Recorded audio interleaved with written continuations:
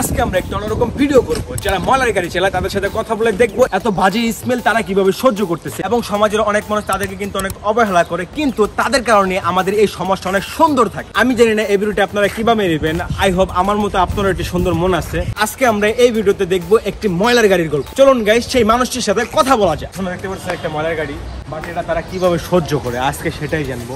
আসলে তারা যদি ময়লাগুলো না নেয়, বাড়ি থেকে না নেয়, তাহলে আমাদের বাড়ি ঘরে অনেক দুর্গন্ধ ছড়াবে, বাট তারা কিভাবে থাকে এটাই আমরা আজকে জানবো। ভাই এটা ময়লার গাড়ি নাকি? তো এই ময়লার গাড়ি তুমি কত বছর ধরে কাজ করো? 3 বছর ধরে কাজ করো। আচ্ছা, ভিডিও করতেছো, কোনো সমস্যা হইব? এটা তোমার একটা কর্ম, রাইট? এটার যে গন্ধটা তুমি এটা কিভাবে সহ্য করো? অভ্যাস হয়ে গেছে। অভ্যাস হয়ে গেছে। গাইস আসলে আমি কিন্তু সহ্যই করতে পারতেছি না, বাট এই স্টিল এটাতে কাজ করতেছে, এগুলো পরিষ্কার করতেছে। আসলে তারা যদি ময়লাগুলো না নেয় তাহলে এই ময়লাগুলো আমাদের বাড়িতে কিন্তু একটা দুর্গন্ধ ছড়াবে। তো এইটা নিয়ে আমার খুব অবাক লাগে মাঝে মাঝে যে এইসব মানুষগুলোকেই কিন্তু আমরা অবহেলা করি, রাইট? এসব মানুষগুলোর যখন কাজ শেষ হয়ে যায় তখন কিন্তু তারা একটা স্বাভাবিক জীবনযাপন করে, তাদের একটা ফ্যামিলি আছে। আমি আসলে জানি না যে এই ভিডিওটি দেখার পর কার কি মন্তব্য হবে, বাট আমার কাছে এই ভিডিওটি করার একটাই উদ্দেশ্য যে তাদেরকে নিয়ে, যে তাদেরকে কেউ কখনো অবহেলা করবেন না, কারণ তারা যদি এই ময়লাগুলো না নেয় তাহলে আপনার বাড়ি আমার বাড়ি নোংরা হয়ে যাবে। তুমি প্রথম গাড়ি চালাইতা তখন তুমি গন্ধটা তোমার সহ্য হইতো না? একদম বাজে লাগতো। বাজে লাগতো, বমি বমি ভাবও হইতো না? এটা করতে করতে তো অভ্যাস হয়ে গেছে। হ্যাঁ, এবার আমি করতেছি। আচ্ছা, এটা ফ্যামিলি থেকে তুমি একাই করতেছো নাকি আরো কেউ করে? বড় ভাই। তোমার বড় ভাই করে? বড় ভাইকে তোমার সাথী আছে? না।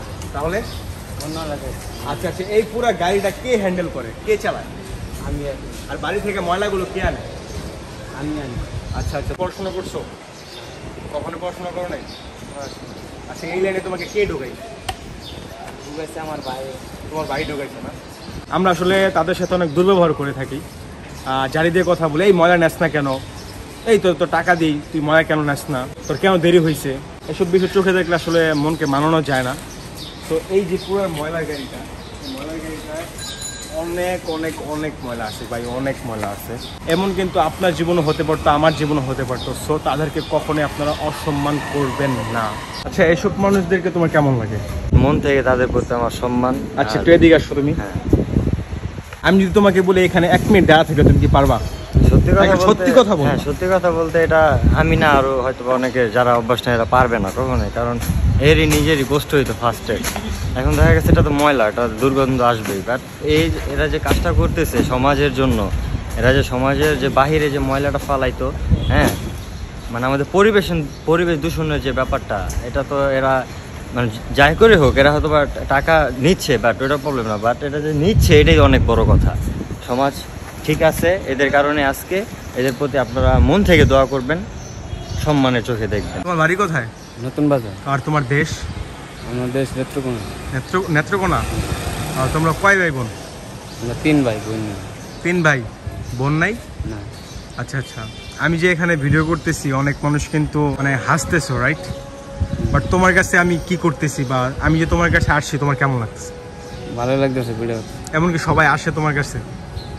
সবাই কেউ আসে না, আপনি প্রথম আসেন। মানে আমি প্রথম আসছি নাকি? মানে তোমাদেরকে দেখলে এক কথায় অবহেলা করে অনেক মানুষ, রাইট? মানে জারি কখনো ঝাড়ি খাইছো? না, কখনো জারি গাই নেই। বাট মানুষের খারাপ ব্যবহার করছে, এমন হয়েছে? এরকম হয়েছে। এরকম হয়েছে না?